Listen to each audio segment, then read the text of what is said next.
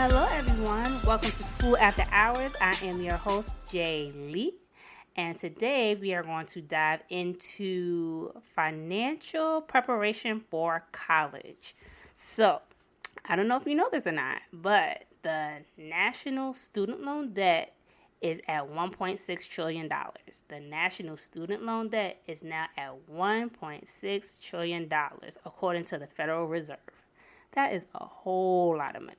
And thinking about this, it kind of got me in the process of thinking, well, what are other resources that we can use as a community to make sure that we are not adding to this financial debt in the areas of scholarships, but also what are some other financial options as well? So in this episode, I'll be talking about different type of scholarships, also giving you some websites that you can look at so you can find out or find the scholarships that best suit you. And then I'll go ahead and talk about some financial options, 1 or 2 savings accounts that I've looked at that can help in this area of financially preparing yourself, or even parents financially preparing yourself for your child or your grandbaby, because grandparents contribute too for that particular child to go to college. So I just want to put this disclaimer out there. This is not a comprehensive list, but a starting point as you look for scholarships and think about saving for college. So much has changed in the scholarship arena in recent years. Hopefully for someone out there, this will be a resource for you that will spark some ideas in your preparation for the college journey. If you have some great information you'd like to share or add some things to our conversation, please email us at schoolafterhours@gmail.com. Once again, that's schoolafterhours@gmail.com. We'll add it to our resource list and maybe even do another episode on this topic. So without further ado, let's jump on in. So the first thing I want to talk to you all about are scholarships. Scholarships. Based on what I've looked up, I want to touch base on about 7 different types of scholarships that, students could look at as they are preparing to take that next step into higher education. As it comes to the end of the year, I know most students are, putting their last little touches on their applications for school. So their next step is, if they haven't already filed for financial aid, go ahead and finish that up and put that information in. And then go ahead and start looking for this money. So just to give you a general idea, I found about 7 scholarship types that I want to talk with you about today. So our first one, of course, is our academic scholarship. Academic scholarships is based solely on your school performance as far as your grades are concerned. It also can lean towards your SAT and your PSAT scores as well. Hopefully you're ranging within the higher range to qualify for those type of scholarships. So academic scholarships, you could be anywhere from a 3.0 and higher as far as academic performance is concerned. And if you're doing well, that avenue is available to you. But let's say academics was not completely your thing. It was a little rough in those 4 years. Well, that's okay. There's scholarships for you too. You may have been the student that was deep down into community service. Well, guess what? There's a scholarship out there for you. That is another type of scholarships that I want to dive into, community service scholarships. Now, some of them may require you to do a certain amount of community hours, and sometimes you might have to have someone write you a letter of recommendation or, turn in your volunteer sheet. For some of you that participate in high schools where it's required for you to do community service, you might have to make a copy of your volunteer log and submit it with whatever other requirements are part of that scholarship. But there are scholarships available for you if you are active in your community, even within your church or your place of fellowship. Look into that your church or your fellowship area or place may have scholarships available through your place of worship. So look and ask and check that out. The next category that I want to go into was athletics. So if you are a person that is extremely athletic, you have performed well, you are in your top rankings, you just fall into that spot of performance. Athletic scholarships are where you want to be. I also tell anyone that goes after an athletic scholarship, do not let that be the only scholarship that you apply for. Anything could happen. So you want to make sure that you're looking at other places or looking into other scholarships to cover yourself while you are in college. In case, major injury happens, something falls through, you have enough financial cushion to continue at that particular school. And you don't have all your eggs in the one basket based on that one particular scholarship in athletics. So don't be scared to shop around and look at other things. Another type of scholarship are hobbies and traits. So let's say that you were a person that loved to do media, like journalism was your thing. There is a scholarship for you based on that hobby. So within this area, it kind of falls into, maybe you make jewelry. There's a jewelry scholarship for you. Trust me, maybe you're into fashion and that is your thing and you're very, very good at it. Sketches, putting it together and all. There is a scholarship for you. Maybe you are into potential veterinarian, pets, whichever the case may be. There's also a scholarship for you. If you go ahead and do your Google search, your Bing search, your Yahoo search, go ahead and type in scholarships for hobbies or traits, and you should be able to come up with certain websites that'll be able to cater to that specific scholarship category. The next one that I want to get into is your personal background. So this one pertains basically to your gender, ethnicity, if you are a minority, African American, Latino, Asian, Indigenous, Native American, fall into that area. If you are a female and you're into a particular type of science or engineering, there's a scholarship out there for you based on your personal background. What I found out today that was very interesting is that if you are a redhead, there is a scholarship for you out there. Things as simple as that. If you are a lefty, please take advantage of those scholarships so they do not run out. Small things like that based on your personal background can kind of help you out in those areas if you weren't your particular academic person or you really wasn't involved in your community, along the lines of your hobbies and your personal background. There's a scholarship for you. Next, we're going to jump into the merit scholarship, which basically is your financial needs scholarship. For some of us, it's a little hard out there, if not a little, very. And, you have the aspirations and the dreams to want to pursue higher education, but you may not have the financial means. There are scholarships out there available to you. So make sure if this is your case, you're linking yourself or connecting yourself with your guidance counselor. You're also looking into your community to see what kind of resources are around you to kind of help you out in this particular situation, to help you in this pursuit, because it is available to you too. Higher education is available to you too. So don't feel like you can't go because of finances. It's just knowing where to look. Okay. And last but not least, the last type of scholarship category is family affiliation and military. If you are in the military of any branch, there more than likely will have a scholarship available to you if you are the child of someone that's in the military or armed forces. And also a family affiliation. If your parent works at Walmart, there's a scholarship for you. Go ahead and ask. Hunt those people down. CVS also have scholarships for you. So basically look into, have a conversation with your parent and see if there's anything that they're involved in that may be in that aspect beneficial to you, whether it's work related or community involvement. I once upon a time got a scholarship based on that my grandfather worked for Greyhound bus station. So, being that he worked in that form of transportation, there was a scholarship available for me. I applied for it and I got it. Me and another young lady. So, look into, your parents' work background to see if there's anything available for you. I want to ask you all something. Did you know that there was $2 billion left over in financial aid from Pell Grants?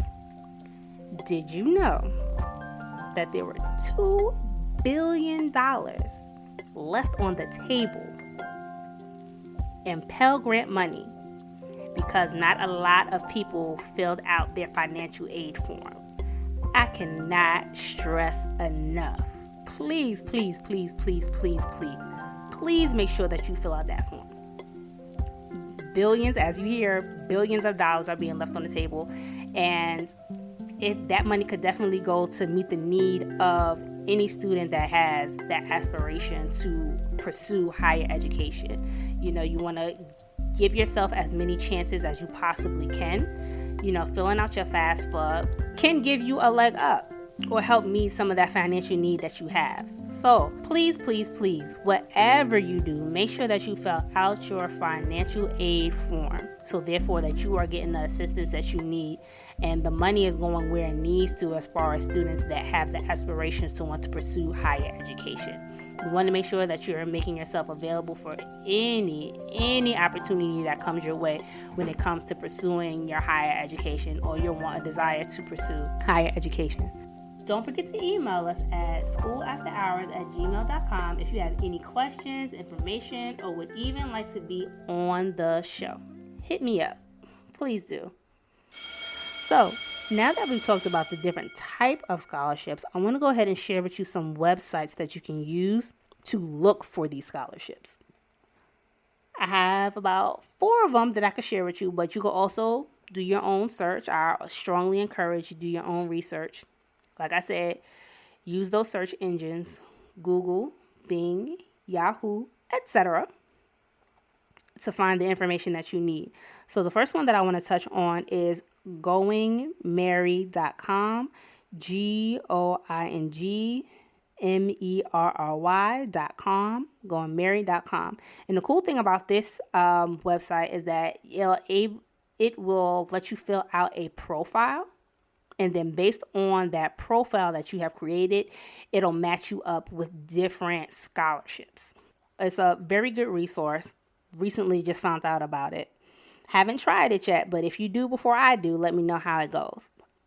And then there's also Scholly.com. Scholly.com is also a website. It's a website, but it's also an app. It's another one that allows you to fill out the profile, and then it matches you to scholarships based on your profile. You can edit your profile information and then refresh it, and then it'll do a different search for you. So it's a good tool in that way. Also, I believe that Scholarly will allow you to do your edits or do your essay on the website, and then it'll go through the grammatical errors, the tone, all of those things to make sure that you are producing the best work that you can to apply for that particular scholarship. Once it's saved, you can kind of recycle it in that way. So it's a good resource for that as well. Another website that you look into that you probably already know, which is FastWeb. FastWeb is a general search engine for scholarships, and it may have a little bit of everything for it. Everything in it, from your academic scholarships to your community service scholarships, athletics, so on and so forth. So check that website out at your convenience and see what it can offer for you. Another website I want to talk to you about is scholarship.com. Scholarship.com. Same, it falls in line with FastWeb as well. So you'll do a search, and I believe it also does a search based on category. So if you're someone that's looking for scholarships in the field of engineering or even in teaching, it'll basically have those for you. Another one that was interesting that I found out about that is very new to me is discover.com.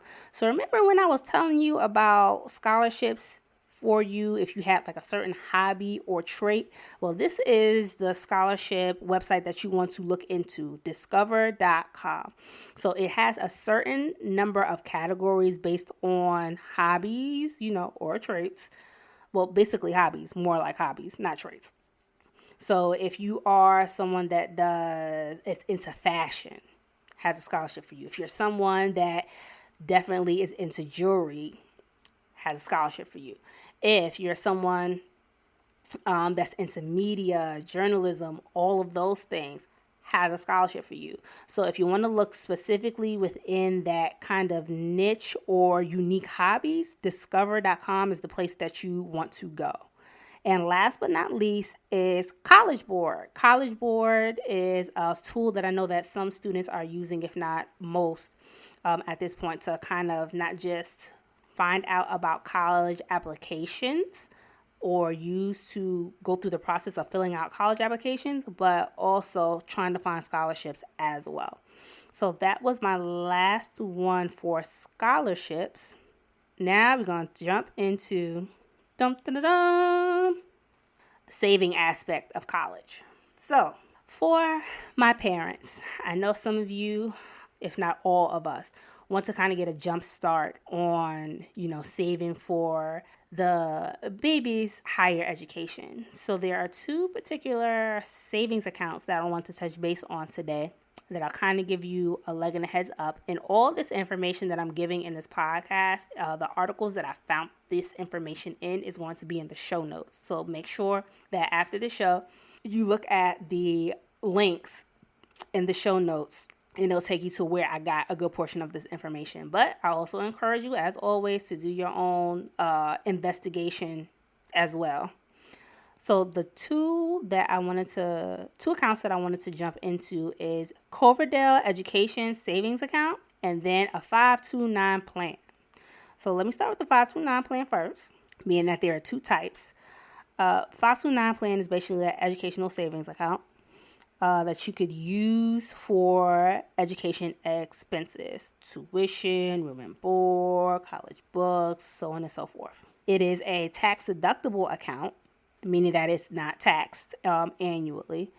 And if you have to withdraw money solely for educational purposes, the money that you'll withdraw will not be taxed by the state or federal government. But it has to be, the reason that you're pulling out this money is for educational purposes. Another thing to know about this account is that there is no limit to what you can contribute annually, but it does have an overall cap on it. So it varies by state. So if you're going to open up this account, it's best that you talk to a financial advisor. And I would say with either of these and the other ones that are listed in the article, sit down and talk to somebody, that is experienced with money and have this conversation with them to see what is best for you and where you are and potentially what is best for your future. For this 529 plan, the cap varies. It could be anywhere from $100,000 to about $300,000. You are the bomb. If you could put away that type of money all in one shot, you're great.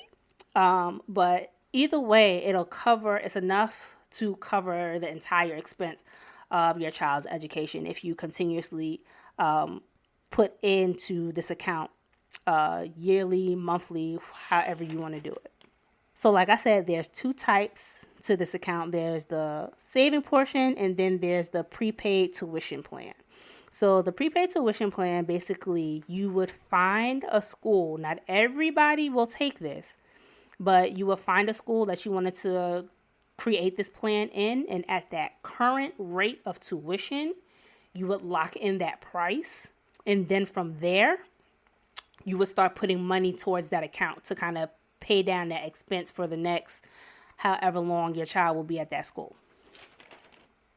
If tuition goes up the following year, I'm not 100% sure if you could change it, because once you start at that point, I feel like I want to say that you have to stay there, but like I said, sit down with a financial advisor and they'll be able to go through the details with you about that particular plan, or based on your search engine findings, it'd be able to give you more information.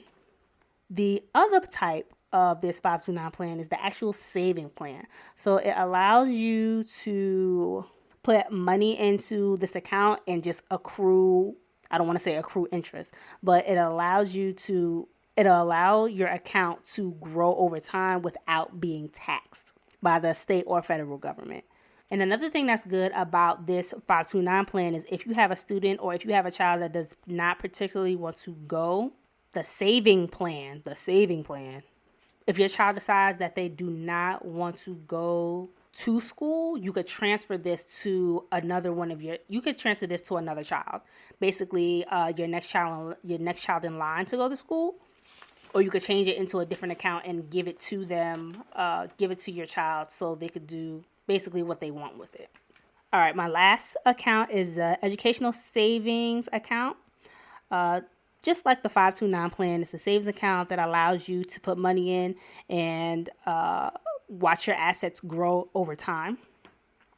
It could be used for grades anywhere from K to 12 and even in college. So if you're sending your child to a private school, charter school, and you have to, pay a certain type of money over time, you can use this for that as far as paying for expenses. And like I said, grandparents contribute too.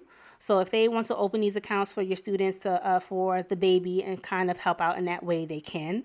It is a tax deferred account. Like your 529 plan, if the money is withdrawn, has to be for educational purposes. Must. So it does not get taxed. It does have an annual contribution maximization to it. So annually, the max you could put into this account is $2,000. And that is $2,000 every year. That's the max you could contribute to this particular account.